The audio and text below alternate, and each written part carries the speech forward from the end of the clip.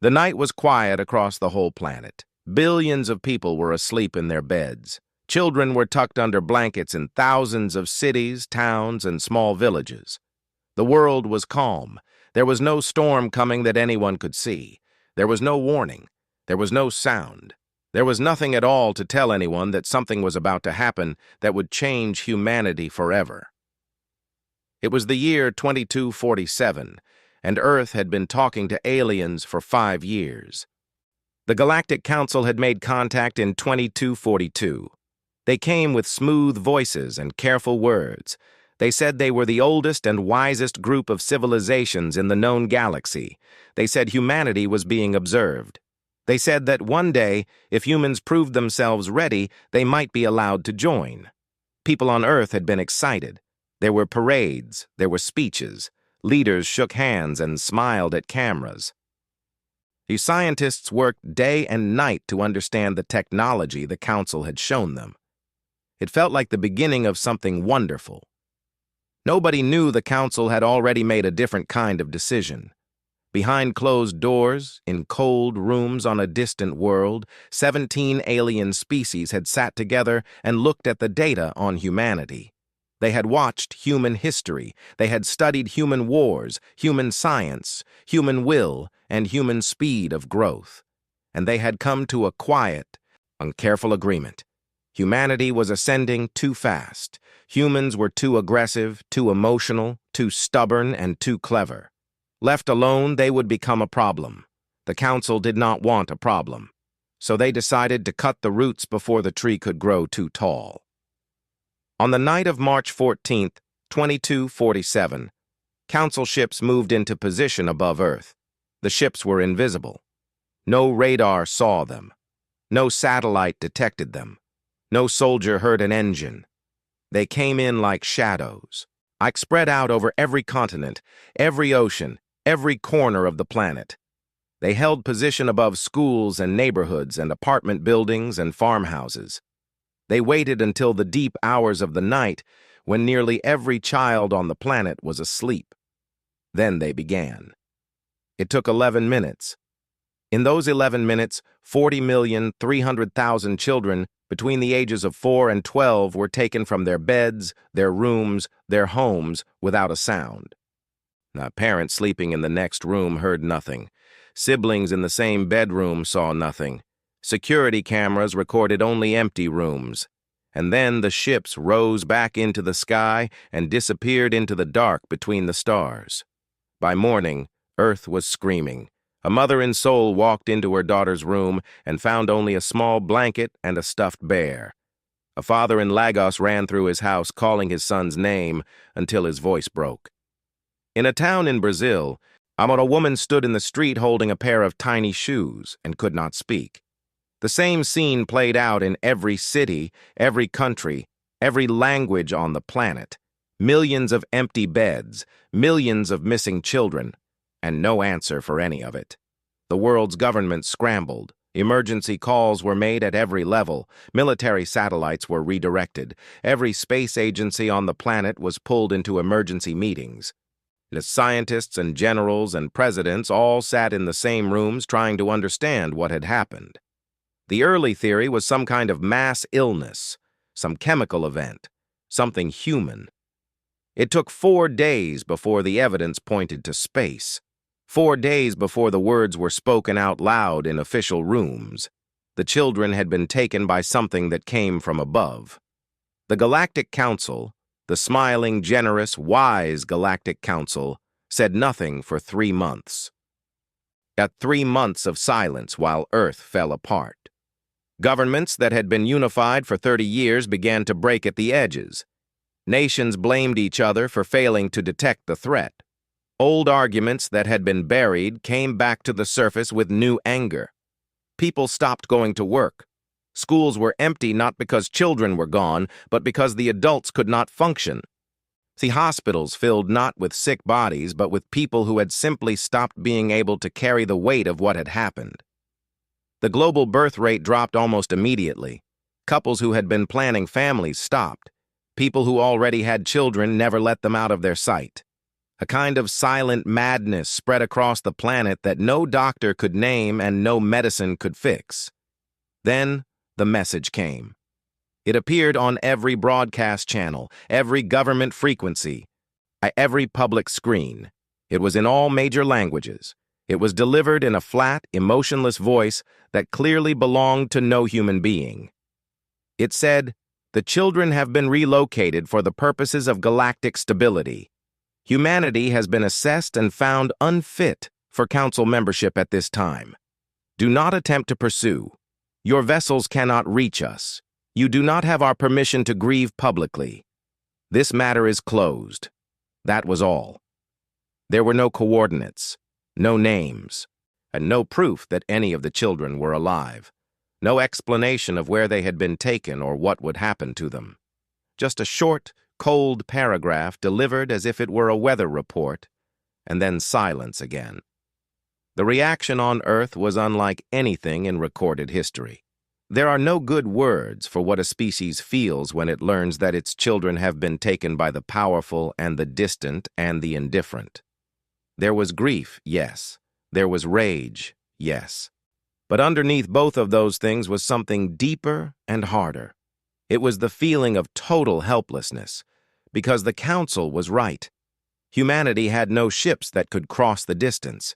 Humanity had no weapons that could threaten a civilization thousands of years older than itself. There was nothing to fight, no door to break down, no enemy close enough to face. So Earth broke. Wars started within a year. Not wars against the Council, because no one could reach the Council, and wars between humans, fought over the scraps of a civilization that had lost its reason to hold itself together. Resources, territory, blame, and fear all collided at once. The unified Earth government fractured into dozens of competing factions within 18 months. Cities that had been peaceful for decades turned violent. Old borders that had been erased came back. The world that had stood together to wave at alien ships just 5 years earlier was now eating itself alive. The Council watched from their sensors and noted that humanity appeared to be collapsing on schedule. Their analysts filed reports. Their strategists crossed Earth off the list of concerns. There would be nothing left to worry about within a generation or two, they predicted. They were wrong.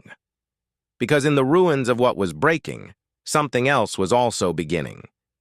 It was small, and it was quiet, and it did not announce itself. But in underground rooms and private networks, as in the minds of grieving scientists and furious engineers and silent, hollow-eyed parents, a single idea had taken root. They could not go after the Council today, but they could make sure that someone could. That was the thought that did not die. That was the ember that did not go out. And in the long darkness that followed, it was the only light that mattered. The first 500 years were the hardest. There is no gentle way to say what happened to humanity during that time. But the wars came and went in waves. Some lasted decades, some lasted only months, before both sides ran out of the will to keep fighting. Cities that had been built over generations were reduced to rubble and then slowly, painfully rebuilt. The population of Earth dropped from 10 billion to just under 7 billion. People were born into a world where the wound was so old that no one alive had seen it happen, and yet everyone carried it in their bones. Children grew up hearing the story from their parents, who had heard it from theirs, going all the way back to the night that was simply called the Quiet. No one forgot. That was the one constant across all the chaos and the fighting and the loss. No one ever forgot. It was not something that was organized in those early centuries. It was not a plan or a program. It was just human nature doing what human nature does when it is hurt badly enough. Mothers told their children, and teachers wrote it into every lesson. Artists painted it on walls. Poets wrote about it in languages that barely survived the wars. The story of the 40 million children was passed down like a heartbeat, like breathing, like something the body does without being told. But stories alone were not enough. Some people understood that very early on. In the underground shelters of what used to be Central Europe, a small group of scientists and engineers began a project in the year 2291. And they had no official name for it at first. They had no funding, no government support, no public announcement. They had only the idea that if humanity was ever going to do anything about what had been done to them, they would need information first. Real information. Everything they could gather about the Galactic Council. Every ship design glimpsed in those 11 minutes. Every word of the message that had been sent.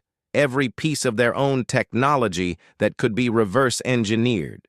Every gap in Council behavior that might one day become useful. They called what they were building the account.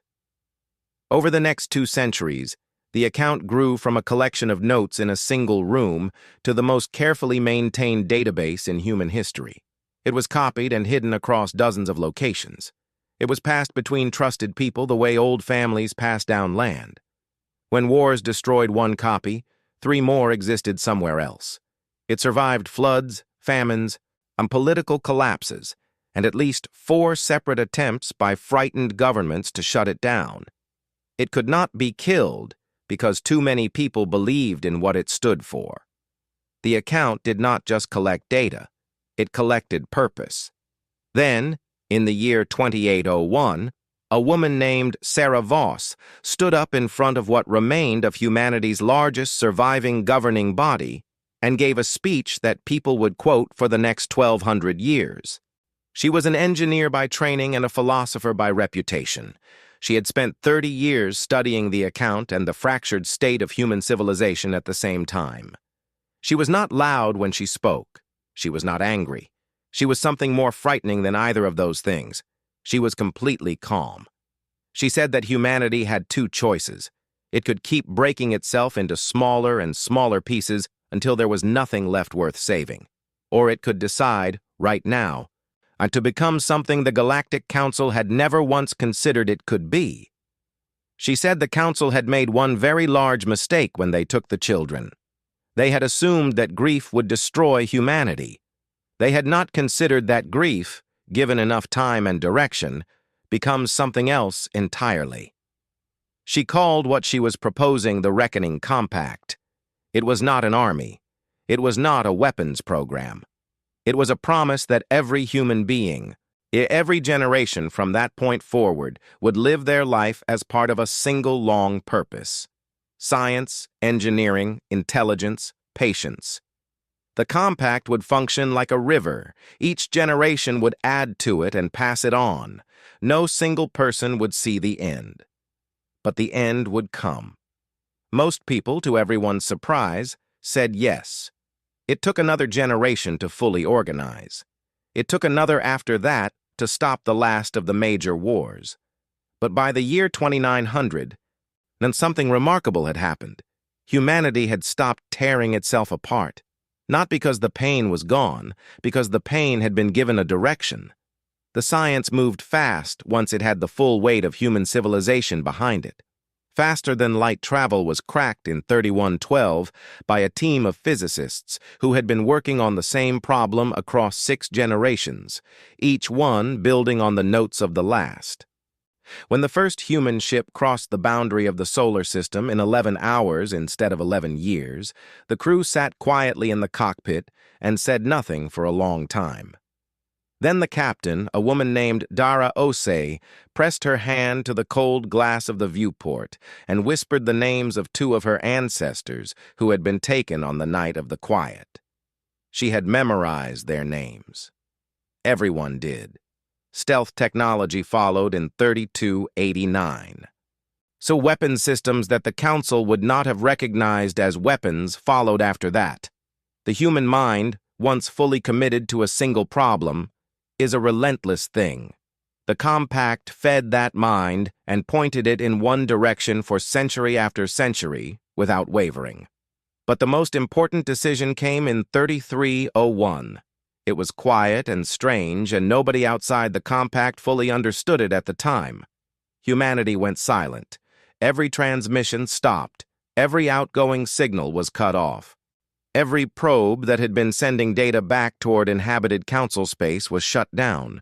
Earth and its growing network of colonies became, to the rest of the galaxy, completely invisible. There was nothing to detect, nothing to track, nothing to analyze. The Council's sensors swept the region around Earth every few decades as a matter of routine. In 3310, they recorded nothing. In 3400, they recorded nothing. By 3500, their analysts had updated Earth's status in their records. As the entry was short, it said, "Collapsed civilization, non-threat, no further monitoring required." They stopped looking. Humanity had been counting on exactly that. While the galaxy looked away, the fleet was built. While the galaxy looked away, the weapons were tested on the far side of moons no one else was watching. While the galaxy looked away, the account grew to contain 600 trillion index data points about council ships, council politics, council weapons, council fears, and council blind spots.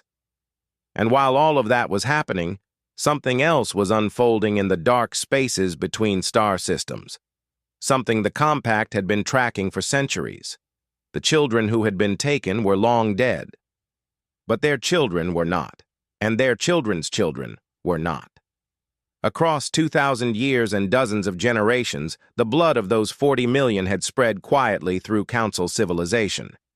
They were servants and scientists, bureaucrats and builders. Most of them had no idea where they really came from, but the account knew. The account had been watching them, too. The river was almost ready to arrive at the sea. Cale Dor had never thought much about where he came from. He was a xenobiologist working for the Galactic Council's research division on a space station orbiting a cold blue star near the outer edge of Council space. He was 31 years old, quiet by nature, and very good at his job. And he had grown up in one of the Council's educational institutions, which was a polite way of saying he had been raised by the state. He knew almost nothing about his ancestry. The records simply did not go back far enough.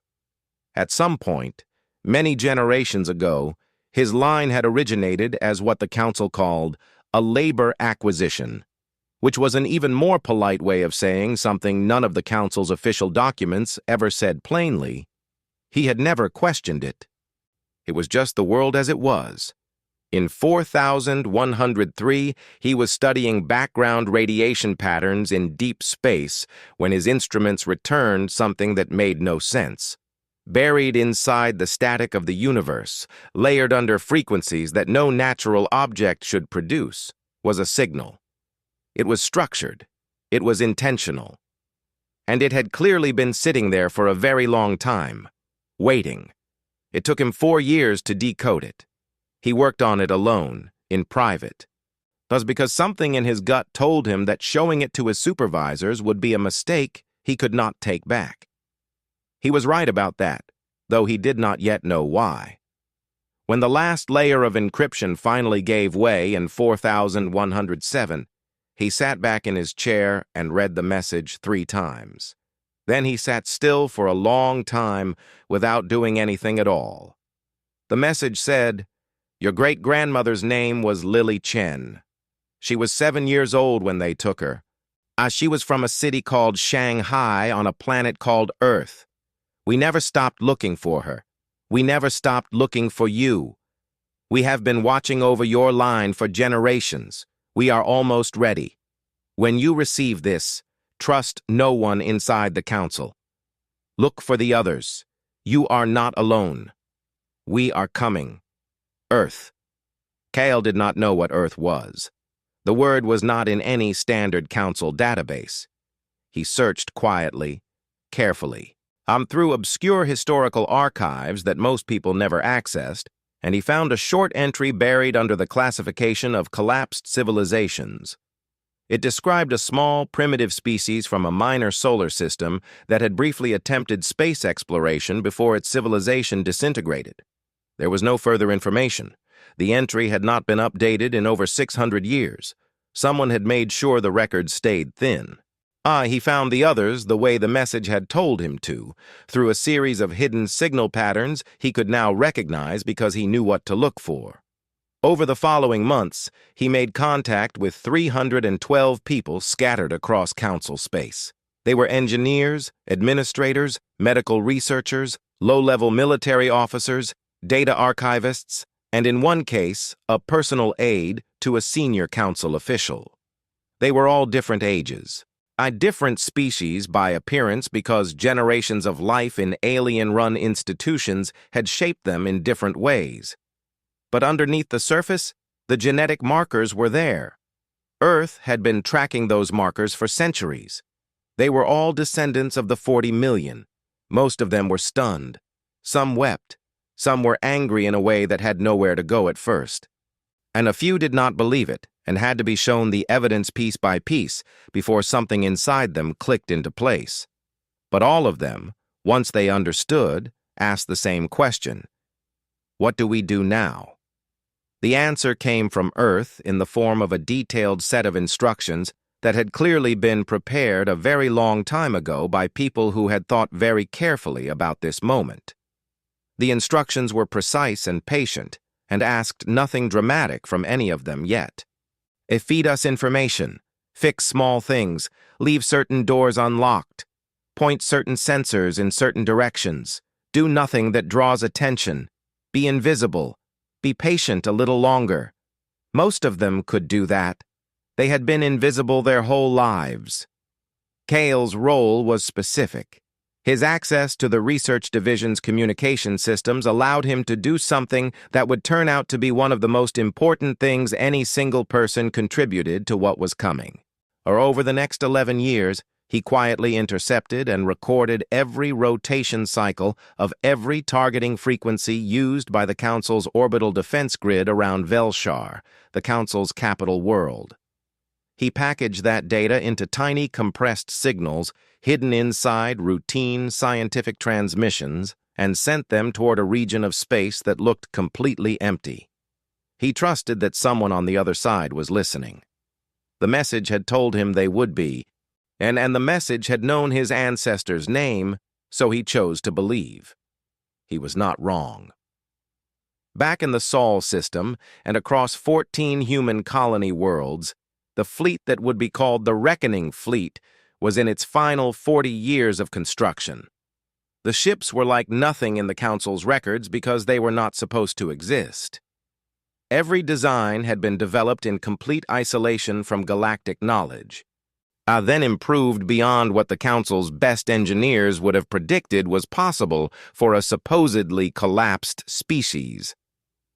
The weapon systems operated on principles the Council had theorized but never successfully built. The stealth technology made the ships not merely hard to detect, but actively undetectable, invisible even to the most sensitive arrays that Kyle's transmission data had helped Earth understand completely. The flagship was named the Lily Chen. But Admiral Marin Voss was 60 years old and had been training for her command since she was 14. She was the 31st generation descendant of Sarah Voss, the woman who had stood up in a ruined government chamber over 1,000 years ago and asked humanity to choose purpose over despair. Marin had grown up with that story the way other children grew up with fairy tales, except this story was real, and her whole life had been preparation for the ending of it. She was not a hard woman or a cold one. People who did not know her expected someone like that, given what was coming. But the crew of the Lily Chen would describe her as still. Still the way deep water is still. There was a great deal happening underneath, but the surface did not move unless she chose to move it. She read Kale's final transmission on a Tuesday evening in the year 4220. It contained the last targeting cycle update she had been waiting for. She read it once, and set the data pad down on her desk and looked out the viewport at the stars for a while. Then she went to the bridge and told her crew it was time. 4,400 ships began to move through the dark, making no sound, leaving no signal, carrying the weight of 2,000 years behind them like a tide that had been building its whole life for this one shore. The Council's defense station above Velshar had been operational for over 3,000 years. Its operators had seen threats come and go. They had watched wars between other species light up the edges of known space. They had processed more alerts, more alarms, more scramble orders than any of them could count. They were professionals, trained and calm, and they had every reason to believe that nothing could appear in orbit above the capital world without their systems seeing it coming long before it arrived. So when 4,400 human ships dropped out of stealth directly above Velshar on the morning of April 3rd, 4,221, the first response from the defense station was not panic. It was confusion. The sensors had not given a single warning. There had been no trace, no approach signature, no gravitational distortion. Nothing. One moment the space above the capital was empty. The next moment it was full of ships that should not have existed. Operators ran diagnostics assuming a system error. And the diagnostics came back clean. The ships were real. The operators then did what trained professionals do when reality stops matching their expectations. They escalated. Within 4 minutes, Council Defense Command had scrambled every available warship in the Velshar system. Within 8 minutes, nearly 600 Council vessels had formed up in attack formation and were locking weapons on the human fleet. The targeting computers ran their standard threat assessment protocol, pulling data from the Council's central database to classify and evaluate the enemy. The result came back in seconds. Threat level, negligible. Species, status, collapsed. Military capability, pre-interstellar. Recommended response, standard suppression. The Council gunners followed protocol. They fired. Every shot missed. Not by a small amount. Not the kind of miss that happens when an enemy moves at the last moment. And every single targeting solution that the Council's computers produced was wrong, because the frequency rotations they were basing their locks on had been fed to Earth by Kale Dor across 11 years of quiet work. Marin Voss's fleet had known exactly how every Council gun in that system aimed before a single trigger was pulled. The Council gunners fired again, missed again, a third time, a fourth. On the bridge of the Lily Chen, nobody cheered. Marin had asked them not to. She had said that what was about to happen was not a celebration. It was a reckoning, which was a different thing, and they would treat it as such. She opened the broadcast channel that her communications team had spent years preparing to hijack. It was a back-channel frequency woven into the infrastructure of the Council's own communication network by the descendants who had been working inside that system for decades. When Marin spoke, her voice did not go out to Velshar alone. It went to every receiving station, every inhabited world, every ship and outpost and colony under Council authority. The entire galaxy heard her. She spoke slowly and clearly, without raising her voice.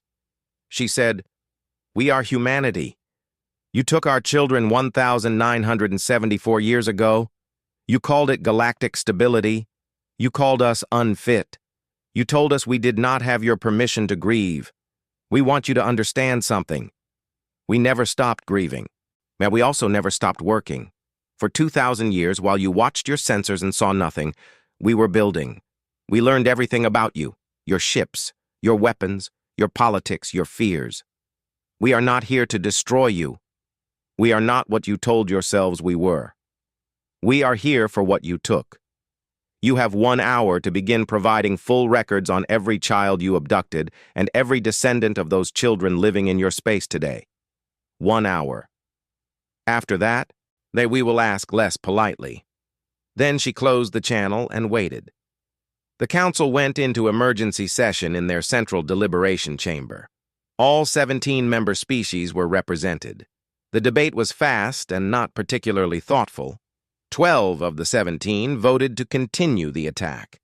They argued that the human ships, however capable they appeared, could not withstand the full assembled force of every Council military asset in range. They sent the order, and every Council warship in the Velshar system moved to engage. The battle lasted 4 hours and 11 minutes. It is not worth describing in the language of glory, because Marin Voss would not have wanted that. What happened was precise and controlled and devastating. The human fleet did not fight the way the Council's models predicted. They did not try to overwhelm or to scatter. They cut. They identified the command vessels in each Council formation and removed them first. They used weapons that the Council's shields had not been designed to handle because those weapons had been developed in complete secrecy for 1,000 years, specifically to handle Council shields. They communicated on frequencies the Council could not intercept. They moved in patterns that the Council's tactical computers could not predict because those computers had been fed false movement data by the 312 descendants working inside Council systems. When it was over, the Council had lost 80% of their fleet. Humanity had lost 14 ships.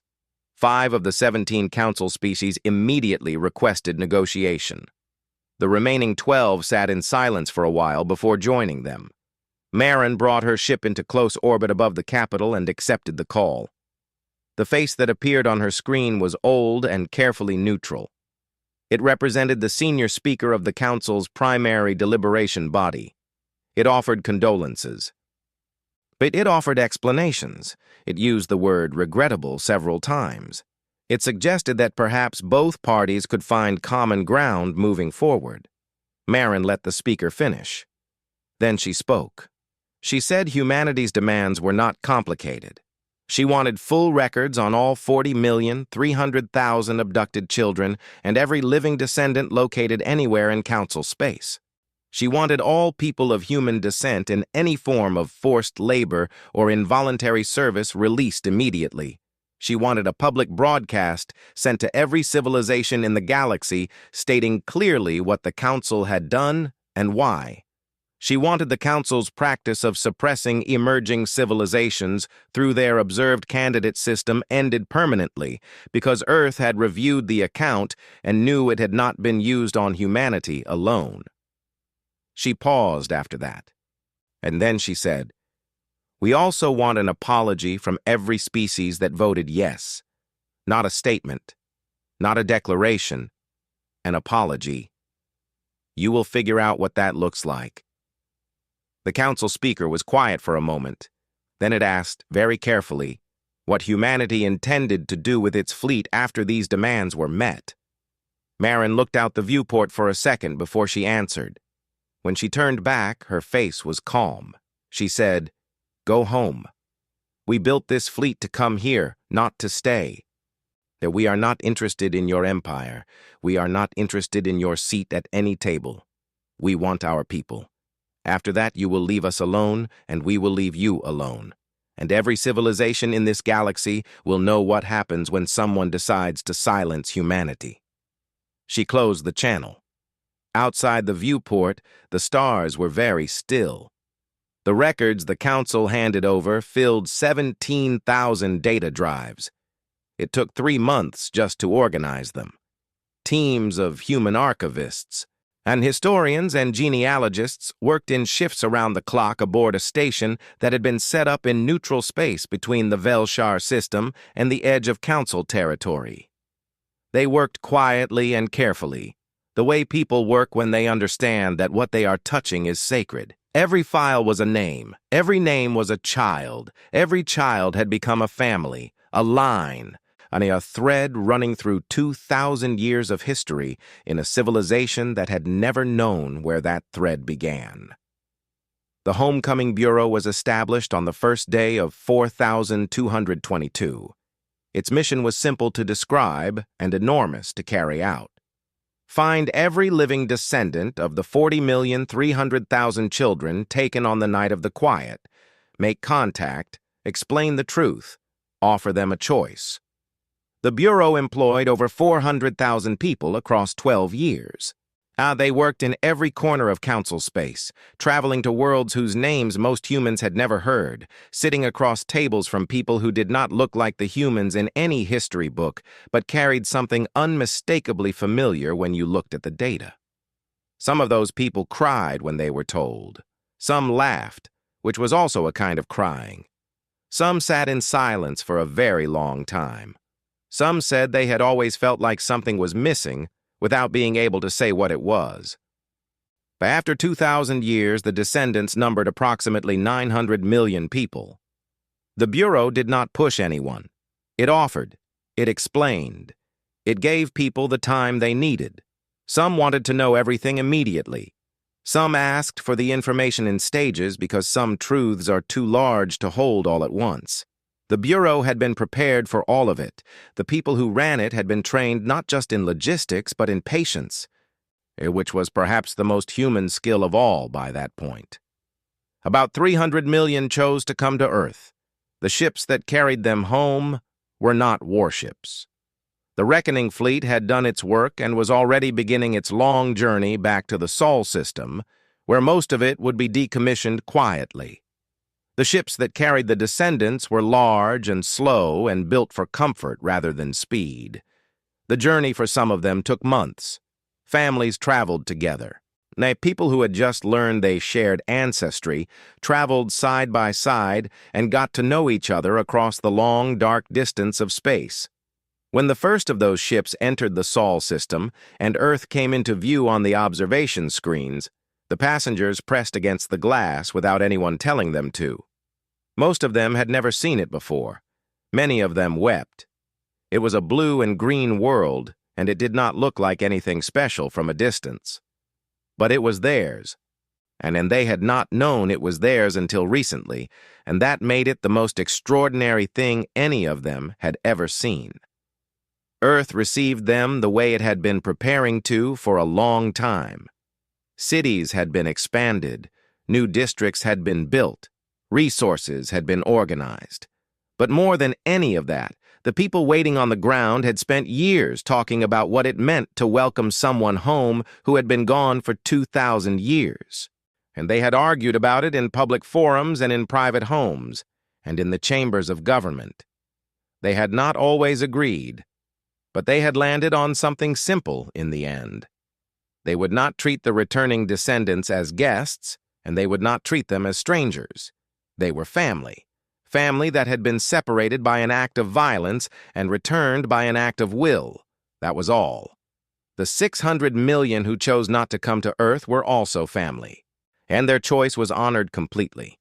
Many of them stayed in the places where they had been born, the worlds they had grown up on, the communities they had built their lives inside.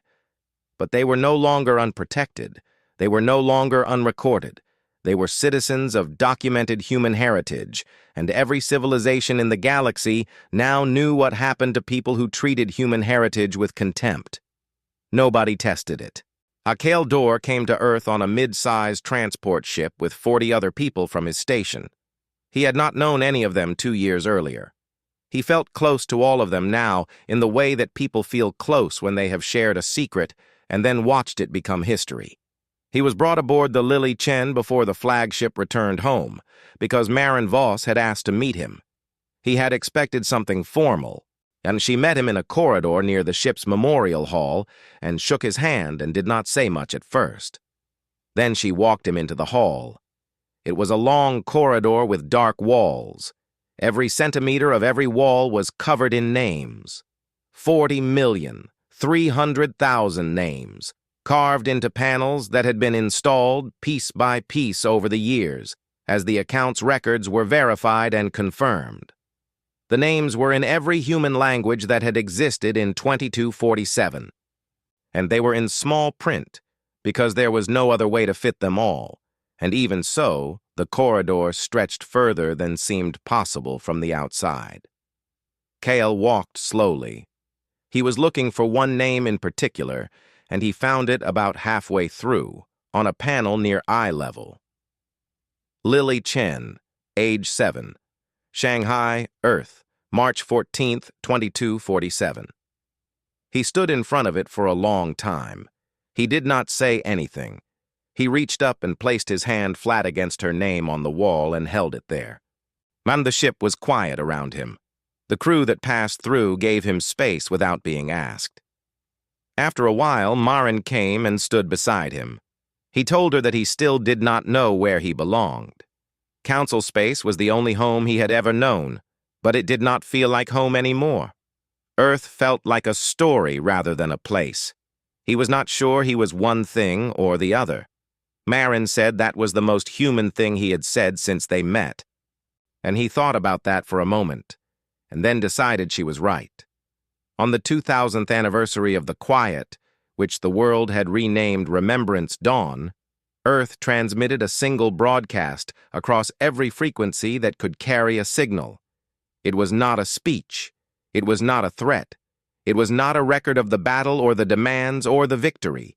It was the names, all 40,300,000 of them, read aloud, one by one, at a pace that gave each name its own breath of space. The broadcast was sent to every receiving station in the known galaxy. A new galactic law required every civilization to let it play without interruption. It took 6 weeks to finish. The Council's successor governments, smaller and quieter than they had once been, listened in silence along with everyone else. On a colony world in the outer reaches of what had once been Council space, a young girl sat in a classroom. And the building had been an indoctrination school once. Now it had a different name and different books, and a teacher who had come from Earth to fill the position. The girl was 9 years old, and she was learning history. Real history. Her history. The teacher asked her at the end of the lesson what she thought about humanity. The girl looked at the ceiling for a moment, the way children do when they are actually thinking about something instead of just forming a quick answer. And then she said, "They waited a really long time." The teacher nodded slowly. "Yes," she said, "they did." She closed the book on her desk and looked at the girl and at the other children in the room, all of them young and unhurt and full of futures that no one was going to take from them. And they did not waste a single day of it.